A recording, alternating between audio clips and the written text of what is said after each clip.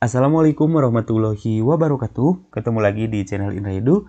Nah, dalam kesempatan kali ini kita akan belajar bersama lagi, yaitu membahas rangkuman materi mata pelajaran Pendidikan Pancasila kelas 7 SMP MTS Sederajat. Bab 1, Sejarah Kelahiran Pancasila. Nah, dalam video ini kita akan membahas full rangkuman tentang bab 1. Seperti biasa, sebelum kita melanjutkan kepada pembahasan, mari subscribe terlebih dahulu, like, komen, dan boleh share kepada teman-temannya supaya kita semua bisa mendebar manfaat yang lebih banyak lagi. Nah, dalam pembahasannya ada 3. Yang pertama, tentang kelahiran Pancasila dalam sidang BPUPK. Adapun pembahasan yang kedua, yaitu bagaimana sih perumusan Pancasila oleh Panitia 9, dan yang terakhir yaitu tentang proklamasi dan penetapan Pancasila sebagai dasar negara. Mari simak pembahasannya. Nah, pembahasan yang pertama yaitu tentang kelahiran Pancasila dalam sidang BPUPK. Tentunya kita bahas dari latar belakang terlebih dahulu. Nah, tentunya bangsa Indonesia itu mengalami masa penjajahan yang sangat panjang. Belanda menguasai Indonesia kurang lebih selama 350 tahun ya. 350 tahun. Nah, dan berpindah tangan pada kekuasaan Jepang. Ya, Jepang berkuasa di negara kita selama 3,5 tahun. Oke.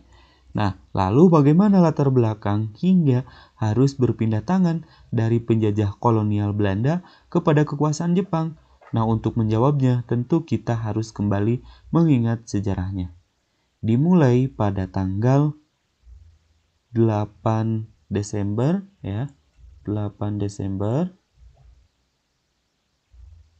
1941, Jepang menyerang pangkalan armada Amerika Serikat. Nah, penyerangan tersebut mengakibatkan pecah Perang Pasifik atau Perang Asia Timur Raya karena Jepang ingin merebut semua negara di seluruh Asia Timur dan Asia Tenggara termasuk wilayah kita, yaitu negara Indonesia. Nah, pada saat itu Indonesia dikuasai Belanda yang masih bernama Hindia Belanda. Setelah melakukan serangan terhadap pangkalan militer Amerika Serikat di Pearl Harbor, selanjutnya Jepang menyerbu kawasan Asia Tenggara termasuk wilayah Indonesia yang tidak terbentuk oleh tentara Belanda dan sekutu. Nah, oleh karena itu, pada tanggal 8 Maret 1942, Panglima Tentara Hindia Belanda menyerah kepada Jepang, yaitu di Kalijati, Subang, Jawa Barat.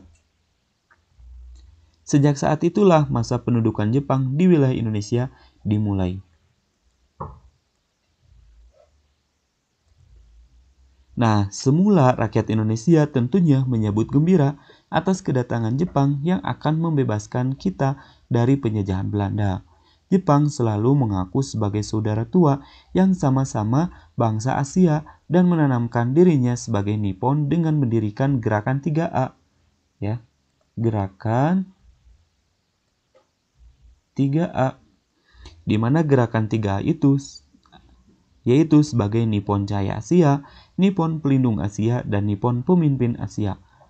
Nah, lalu pada tanggal 7 September 1944, Jepang mulai berjanji akan memberikan kemerdekaan kepada Indonesia yang bunyinya Hindia Timur akan dimerdekakan di kemudian hari.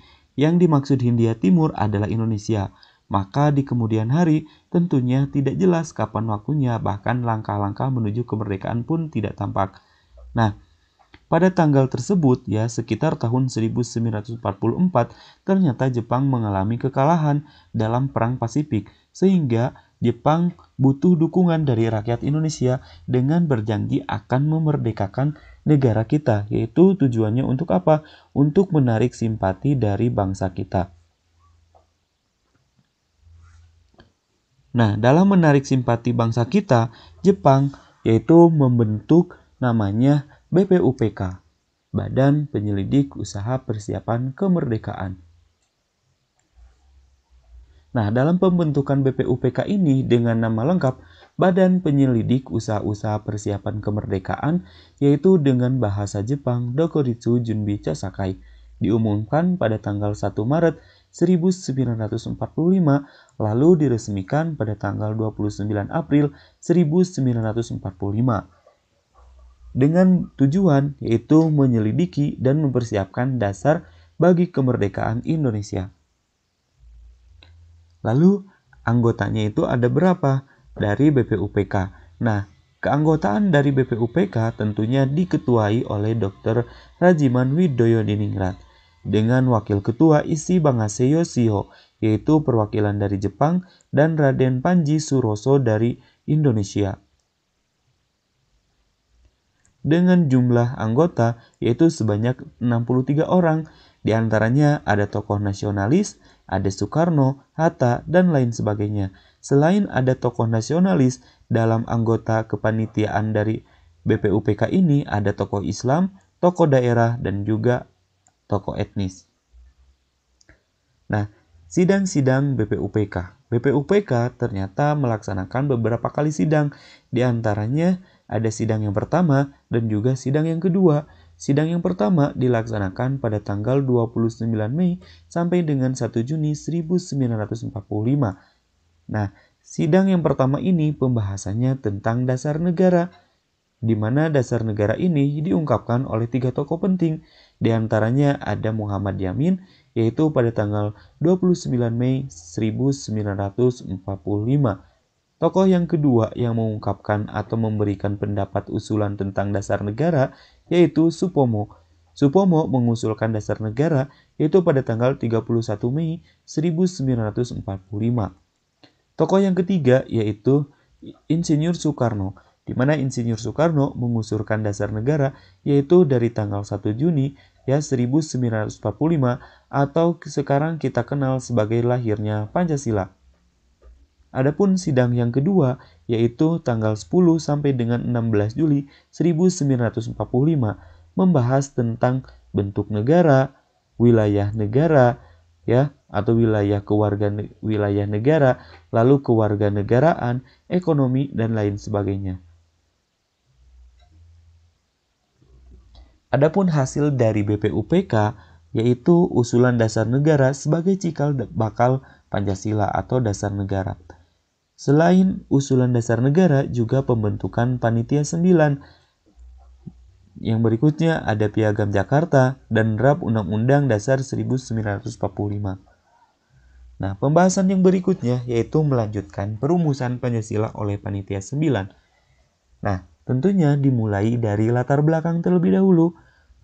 Setelah sidang pertama BPUPK, tepatnya pada tanggal 29 Mei 1945 sampai dengan 1 Juni 1945, muncul berbagai usulan tentang dasar negara dari tokoh-tokoh seperti Muhammad Yamin, Supomo, dan Insinyur Soekarno. Perbedaan pandangan antara kelompok nasionalis dan kelompok Islam memerlukan kompromi politik untuk menyatukan visi kemerdekaan. Untuk menjembatani perbedaan itu, maka dibentuklah namanya Panitia 9, yaitu pada tanggal 1 Juni 1945 yang dipimpin oleh Insinyur Soekarno. Tugas utama dari Panitia 9 ini yaitu merumuskan dasar negara dan naskah pembukaan Undang-Undang Dasar yang bisa diterima oleh semua golongan. Adapun anggota Panitia 9 yaitu berjumlah 9 orang, terdiri dari wakil golongan nasionalis dan juga golongan dari Islam.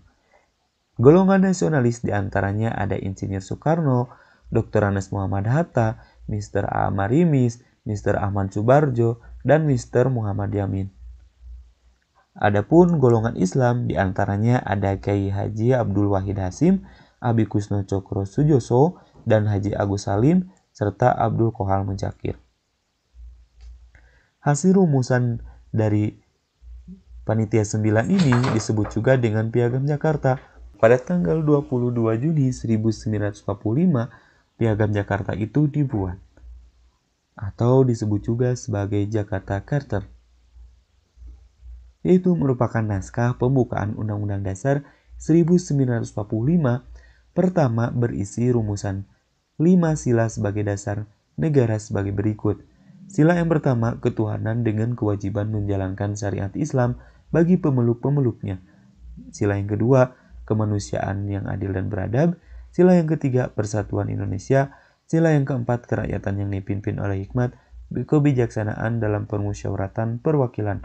Sila yang kelima, keadilan sosial bagi seluruh rakyat Indonesia. Adapun catatan penting, di antaranya sila pertama menimbulkan kekhawatiran di daerah non-muslim, seperti di Indonesia bagian timur.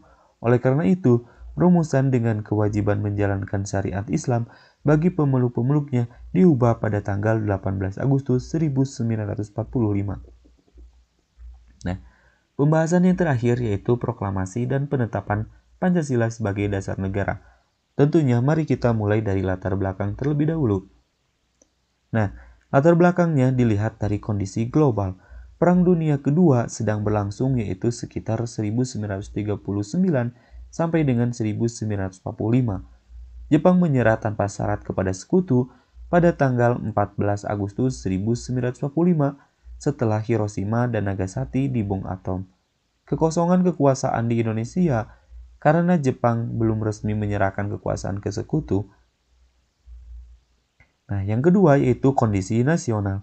Rakyat Indonesia sudah lama berjuang untuk merdeka. Semangat nasionalisme tumbuh sejak awal abad ke-20, yaitu pada masa Budi Utomo, Sumpah Pemuda, dan Pergerakan Nasional. Selama pendudukan Jepang, yaitu pada tahun 1942 sampai dengan 1945, rakyat tetap menginginkan untuk Indonesia menjadi merdeka. Jepang menjanjikan kemerdekaan kepada Indonesia melalui pembentukan BPUPK, Badan Penyelidik Usaha-Usaha Persiapan Kemerdekaan, dan PPKI, Panitia Persiapan Kemerdekaan Indonesia. Jadi setelah BPUPK dibubarkan, maka yang berikutnya diganti oleh PPKI atau Panitia Persiapan Kemerdekaan Indonesia. Latar belakang yang ketiga yaitu momentum yang tepat. Setelah Jepang menyerah, kaum muda mendesak proklamasi segera terjadi. Peristiwa Rengas Dengklok. Nah, terjadi peristiwa Rengas Dengklok itu yaitu pada tanggal 16 Agustus 1945, di mana Soekarno dan Hatta diamankan agar segera memproklamasikan kemerdekaan tanpa pengaruh Jepang. Para tokoh sepakat untuk memproklamasikan kemerdekaan Indonesia pada tahun 1945, tepatnya pada tanggal 17 Agustus 1945. Inti dari latar belakang diantaranya adanya kekalahan Jepang, plus kesempatan lepas dari penjajahan, ditambah lagi semangat kemerdekaan yang akhirnya memicu terjadinya proklamasi. Negara Indonesia yang baru merdeka tentunya membutuhkan dasar negara sebagai arah kehidupan berbangsa. Proklamasi kemerdekaan. Nah, proklamasi kemerdekaan waktu dan tepatnya itu pada tanggal 17 Agustus 1945. Yaitu pada hari Jumat pukul 10 waktu Indonesia Barat. Tempatnya di Rumah Soekarno, Jalan Pegangsaan Timur nomor 56 Jakarta. Adapun tokoh yang membacakan diantaranya ada Insinyur Soekarno yang membacakan teks proklamasi dan Dr. Anes Muhammad Hatta yang menandatangani bersama Soekarno atas nama bangsa Indonesia. Adapun teks proklamasinya diantaranya kami bangsa Indonesia dengan ini menyatakan kemerdekaan Indonesia. Hal-hal yang mengenai pemindahan kekuasaan dan lain-lain diselenggarakan dengan cara seksama dan dalam tempo yang sesingkat-singkatnya. Jakarta 17 Agustus 1945 atas nama bangsa Indonesia. Soekarno-Hatta. Proklamasi kemerdekaan. Yang berikutnya yaitu makna proklamasi. Makna proklamasi diantaranya yang pertama, pernyataan resmi lahirnya bangsa dan negara Indonesia. Yang kedua, puncak perjuangan kemerdekaan bangsa Indonesia. Yang ketiga, menghapus penjajahan dari Belanda dan Jepang. Yang keempat, menandai berdirinya pemerintah Indonesia yang berdaulat. Yang kelima, dasar untuk membentuk sistem kenegaraan, diantaranya Undang-Undang Dasar, pemerintah, lembaga negara, dan lain sebagainya. Adapun tindak lanjutnya, sehari setelah proklamasi, PPKI bersidang pada tanggal 18 Agustus 1945. Di antaranya hasilnya menetapkan Undang-Undang Dasar 1945, menetapkan Pancasila sebagai dasar negara, serta memilih Soekarno sebagai presiden dan Hatta sebagai wakil presiden. Nah, proklamasi merupakan pintu gerbang kemerdekaan Indonesia. Dari proklamasi inilah lahirlah sistem hukum, pemerintahan, dan dasar negara Pancasila. Penetapan Pancasila sebagai dasar negara, yaitu ditetapkan pada tanggal 18 Agustus 1945, tepatnya sehari setelah Indonesia merdeka, yaitu oleh Panitia Persiapan Kemerdekaan Indonesia atau PPKI. Nah, PPKI ini tentunya menetapkan ada 3 keputusan. Yang pertama, Undang-Undang Dasar 1945 sebagai konstitusi. Yang kedua, Pancasila sebagai dasar negara, tercantum dalam pembukaan Undang-Undang Dasar 1945. Yang ketiga, mengangkat Soekarno sebagai presiden dan Muhammad Hatta sebagai wakil presiden. Makna penetapan Pancasila yang pertama, sebagai dasar negara, filosofis, yuridis, dan ideologis. Yang kedua, menjadi pedoman dalam penyelenggaraan negara dan kehidupan berbangsa dan juga bernegara, ya tentunya. Yang ketiga, mewakili semua golongan, bukan hanya satu golongan, akan tetapi mencakup semua golongan yang ada di negara kita, baik yang berbeda agama, berbeda suku, budaya, dan kepercayaan. Yang keempat, mengandung nilai-nilai universal, yaitu adanya nilai keadilan, adanya nilai persatuan, kemanusiaan, demokrasi, dan keimanan. Sekian dan terima kasih. Sampai jumpa di bab 2, rangkuman materi Pendidikan Pancasila kelas 7 semester 1. Sekian dan terima kasih. Kami akhiri. Semoga bermanfaat. Assalamualaikum warahmatullahi wabarakatuh.